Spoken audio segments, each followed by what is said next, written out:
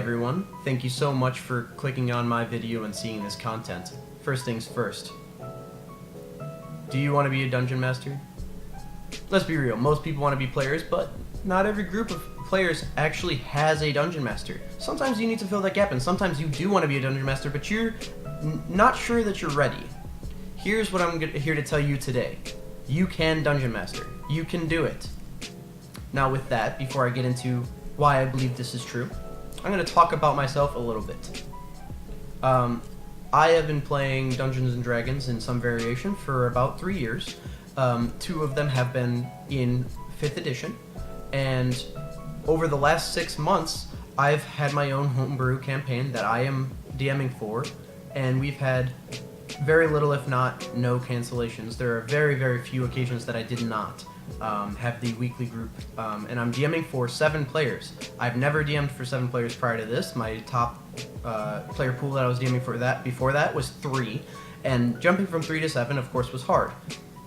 This is coming from a person that did not dungeon master before this, that had no source content that I went off of. I homebrewed my own campaigns, and then I just want to say it was made possible by videos that I believe are necessary, like this one. My inspirations within the Dungeons & Dragons community are Matt Colville and Matthew Mercer, in no particular order. I love both of their styles. I'm thankful for Matt's videos that you can find, some of which he's talked about, and I'm going to reiterate, like this one, that you can dungeon master.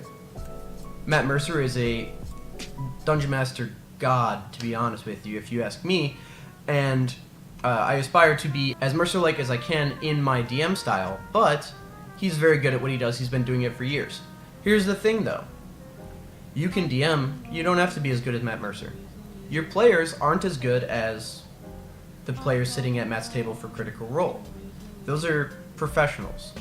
We're here to have fun. I don't know about you, I love Dungeons & Dragons.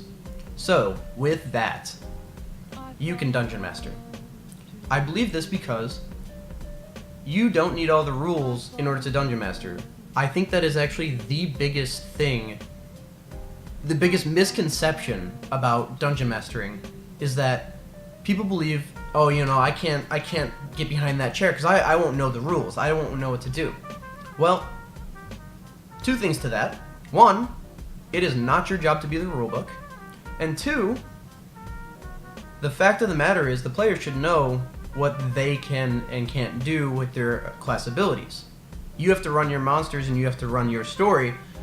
They should know whether or not they get 2 attacks as a fighter.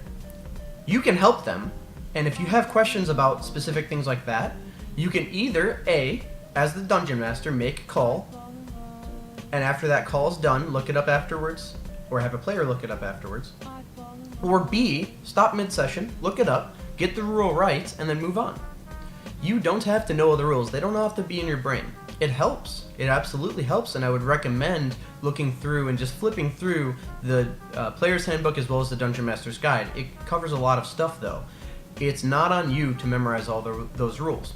When a rules question comes up, you should just say, hey, I noticed you were the one trying to do blah blah blah. If you could write that question down for me and then send it to me after the game, I will look it up. Or, better yet, you say, hey, I know we had this question, can we look this up as a group?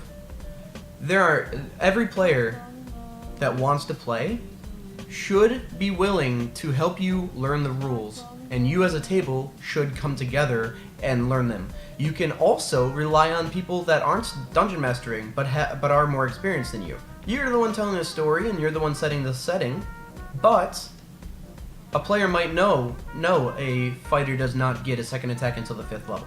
They might know that offhand. It's not that hard of a piece of information, but it's easy and quick to have another player just help you out really fast. There's nothing wrong with that. It is not your job to be the rulebook, and that's the last time I'm going to say that. You can play the game without knowing and memorizing everything. It's okay to mess it up, and you're going to. The great part is that largely no one will know. My next point is that you don't need to create everything.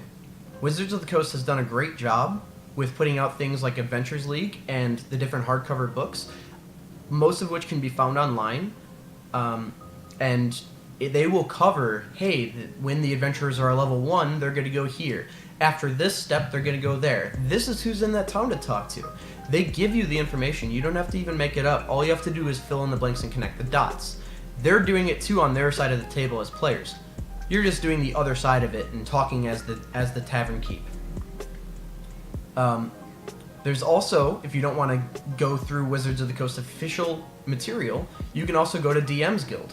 I will link that below. And in DM's Guild, there is people that are contributing what they've created that you can take for free and use in your settings. It's free, it's easy, a lot of it's very good, and you can take it. Last but not least, there's a lot of different Reddits that I'll put below that cover creation of worlds, they cover creation of NPCs, there's character art that you can just read or just show the player when it comes up. There's a bunch of things on Reddit that are just free content for you as a Dungeon Master that you can just plug and play. If you do want to make everything up, know that you are not actually making everything up. The best tables are when the DM is reacting to the players, and by that I mean there's no way you're going to actually come up with an answer or a solution for every single thing a player is going to ask you. You're not going to know what color every barmaid's hair is. You're not going to know. But at the end of the day, if you just answer quickly and concisely and just be confident about it, then they're not going to question when you have an NPC just named Jeff. That is a throwback to, or a callback to the Critical Role Jeff. That's what I'm talking about. The players are going to laugh and then move on. You don't need to flesh out every detail, and the players are going to surprise you. You are going to make up a lot of things as you're DMing. There's no doubt about it. But the players are doing the same. They are making up what they're saying as well. So it's only fair that on the other side of the table you do. The players are going to help you create your story, as my last point. If you do want to make your own homebrew campaign, I'm going to make an entire video about how to start that off and what I thought was helpful for me to do in order to get forward and actually push through the creation of an entire world and an entire game. I'm going to have several videos about this actually. But my opinion is that you only need a skeleton of a story. You only need A to B. You need the beginning and where the players are all going to meet up and what they're going to do when they get there. And B, the end of the story where the campaign will end. Everything else in the middle, I don't know what's happening in my own 6-month-long campaign. I don't know what the next step is. I don't know where the next conflict lies. My job is to get them from A to B, and so you can say that they're on rails, but at the end of the day, they're making every decision for themselves, and the only thing I had them have, the only railroad that I had, is that they have to have a buy-in for my campaign to get to the end of the campaign. It's a pretty simple buy-in, and that's not railroading at all. It's going to let me tell my story, because I'm still telling it as we speak, and now they're going through and seeing the content as it unfolds and making decisions that I'm just responding to, and I'm responding in the same creative fashion that they're coming to me with the questions. It's that easy. You're going to make things up, as said. Right now, there are a couple videos that I'm pondering over, such as how to create hooks that are endearing to the players and they want to accept, how to organize combat and make it more fluid, make it flow faster, and make it easier for you as a Dungeon Master to get through, how to go through and have yes and gameplay, which is more important to the players, I feel, but as a Dungeon Master you should also incorporate into your DM style. Addressing problem players, as that is one of the top comments and questions on Reddit and Facebook, is how do I deal with this person? Letting the players be right is free content for you, and I'm going to go into depth on what I mean by that, but largely, when they make an assumption, maybe they're just right. Maybe it's okay. Maybe it's better than what you came up with. Don't feel discouraged. That's awesome. They're not going to know you didn't just steal their idea. I'm going to talk about setting a tone to your campaign and putting it in front of your players in a way that they, when they're sitting down at the table, they're going to actually get the sense that this is how the game is going to run before. And so they should come to the table accordingly. I'm also going to talk about how to begin your own homebrew campaign from the creation of the world and all the way through. And then last but not least, my last idea right now is large-scale battles, how to make them feel fluid, how to actually not make it feel like a slog.